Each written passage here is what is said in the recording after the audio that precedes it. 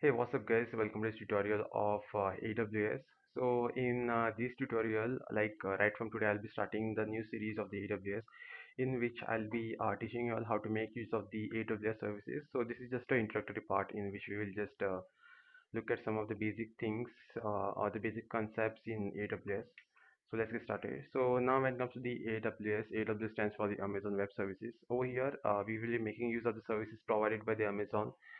uh, so now when it comes to the AWS like basic definition, so into 2006, Amazon Web Services started to offer the IT services to the market in the form of like a web services, which is nowadays known as the cloud computing. So if suppose you want to like it, basically it happens like sometimes like we write a code or we run code and most of the time like the code is working on your system, but it will not work on someone else's system. Okay, so in order to get rid of such problems, we are making use of the AWS.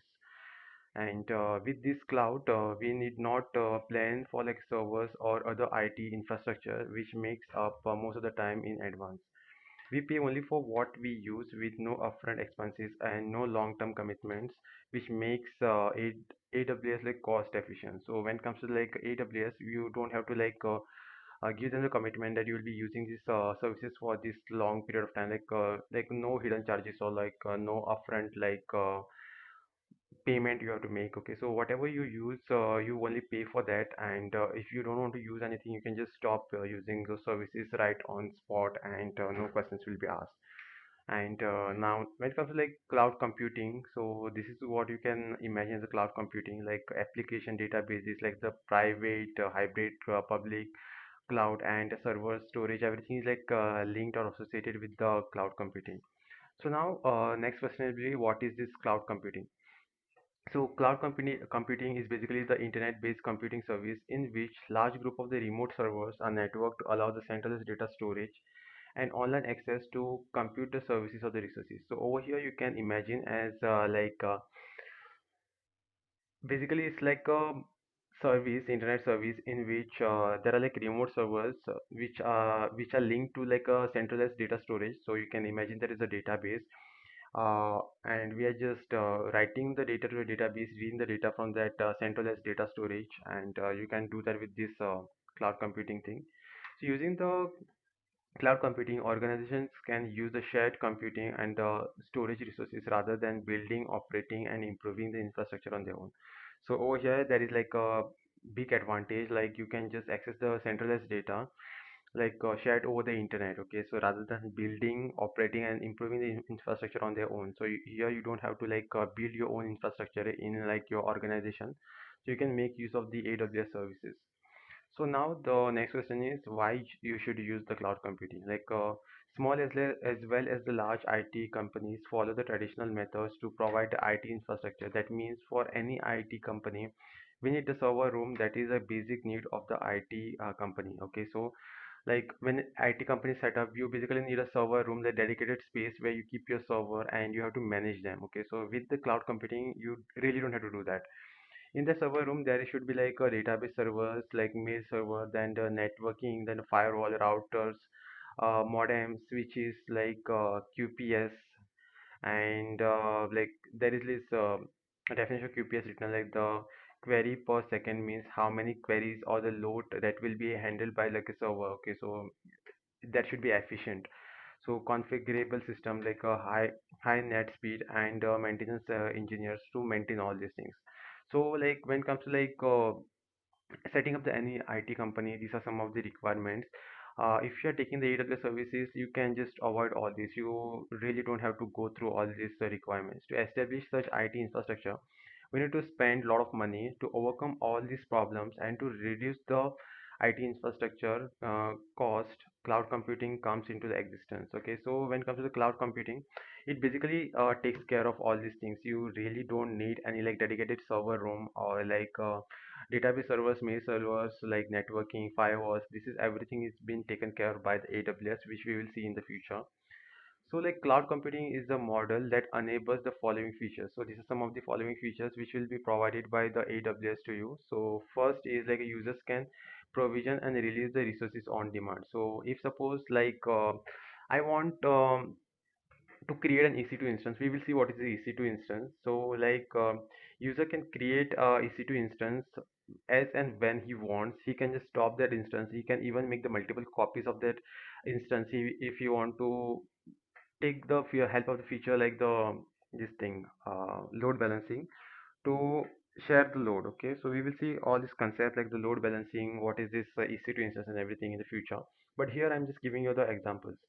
So resources can be scaled up and down automatically depending on the load. So yeah, so now if suppose there is this EBS instance what you have created. So EBS is basically for like storage purpose we use. Okay, so if suppose we want to scale up, like increase the size of a memory size of that EBS, we can just do that with the help of like a scaling up. Like everything over here is customizable. You can just scale up or scale down as per your requirements, even the CPU power and everything. Okay, resources are accessible over the network with proper security, so you can attach the security groups over here, and you can even manage like who can access the EC2 instance. Okay, so we will see that. Don't worry about all these things. I'm just explaining you all what could be done with the help of this AWS things. So resources are accessible over the network with the proper security, so you can access all these services from any part of the world with the help of the proper security. Cloud services providers can enable pay-as-you-go model where the customers are charged based upon the type of the services and per usage, which I've already explained you.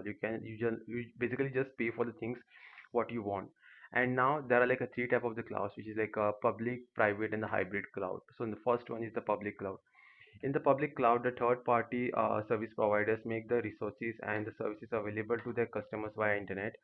Customers' data and related security is with the service providers owned infrastructure. So over here in the public cloud, this is the basic definition. Like the customer's data and the related security is with the service provider. And next is the private cloud. So in the private cloud also provides almost similar features like the public cloud, but the data and the services are managed by the organization or by the third party only for the customer's organization. In this type of the cloud, major control is over the infrastructure, so the security related issues are minimized. So yeah, so security plays an important role like when it comes to like the data or like integrity of the data, and you can just manage that the way you wish to.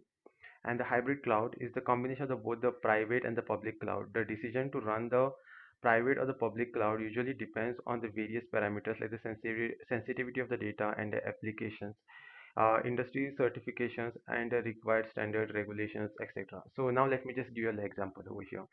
So there is something as S3 bucket. So in the S3 bucket, we just add a file, okay, and you can't access that file like publicly. Okay, so there is like a public address to that file. So if we give the public access, then only the users can access that file publicly, like over the internet. We just have to attach some security policies to that, and after that only people will be able to use them. If we just restrict that access, then the users won't be able to access. So like even when we create the EC2 instance, we attach the security groups. We will just see all those things. But right now, for your understanding purpose, I'm just explaining you all like what is the security group and how we set up the security. So let's just go ahead. So cloud service models. So basically there are like a three cloud service models: infrastructure as a service, platform as a service, and a software as a service. Okay, so these are like three cloud service models, and we will see how to make use of them. And this is like a diagram of what is under your control and what is managed by the providers. So when you setting up the environment on your premise, like creating the server room, and like just now I have just shown you all like where is it? Okay, so like when it comes to like setting up the infrastructure in your organization, so there are these some of the things which we will be in need of. Like there should be like need of the database server, mail server, the networking, firewall, everything. Okay, whatever that is mentioned over in the second point. So all these things you have to take care of in the premise, and when you like set up everything like whole environment on the premise, so you manage all these things like the application, data, runtime, middleware, operating system, virtualization, server, storage, networking. Everything is managed by you because everything on premise. Okay. So if you are taking the infrastructure as a service of the AWS, so you only manage the application data, runtime, and the middleware. Okay, and this operating system, virtualization, server, storage, networking, this is managed by the provider. And the next is the platform as a service. When it comes to the platform as a service, you only handle the application and the data, and the rest of everything is managed by the provider. And when it comes to software as a service, everything is managed by the provider. Okay, so you don't have like a much control over like what you can control and what you can't control. Next, the definition of the infrastructure as a service. So infrastructure as a service is the IaaS, and it stands for the infrastructure as a service. It provides the user with the capability to provision, processing, storage, and the network connectivity on demand. Using this service model, the customers can develop their own application on their resource. Okay, so like application, data, runtime, and the middleware. These are the only things which are under your control. The rest everything is provided or the handled by the management, managed by the provider. Sorry. And next is the platform as a service. Platform as a service is also known as the PaaS, and here the service providers provide the various services like the database, queues, workflow engines, emails, etc. to their customers. The customer can then use these components for building their own application. The service availability of the resources and the data backup are handled by the service providers that help the customers to focus more on the application's functionality. So here, as can be seen in the platform as service, you only have the control of the application, the data. Rest everything is managed by the providers. And next is software service. So software service also known as the SaaS. As the name suggests, here the third-party providers provide end-user application to their customers with some administrative capabilities at the application level only, such as the ability to create and manage their users, like admin rights, and also some level of the customizability is possible, such as like the customers can use their own corporate logos, colors, and like some basic rights. This software as a service provides like admin rights and changing the logo color of the website or all these things. Okay, so these are like some of the like basic things which are like provided when it comes to like software as a service. So here we end this presentation. So thanks for watching, and I hope you people will like the AWS tutorial. So here I'm just explaining all the theory. In the future classes, like first 2 3 sessions will be just the theoretical, in which I'll be explaining all the theory, and in the after that I will be starting with like live demonstration where I'll be showing you how to create a AWS account, how to create EC2 instance, and all these things. So please be in touch and keep watching the tutorials. I'll be showing you all guys how to work with the AWS console. So thanks for watching.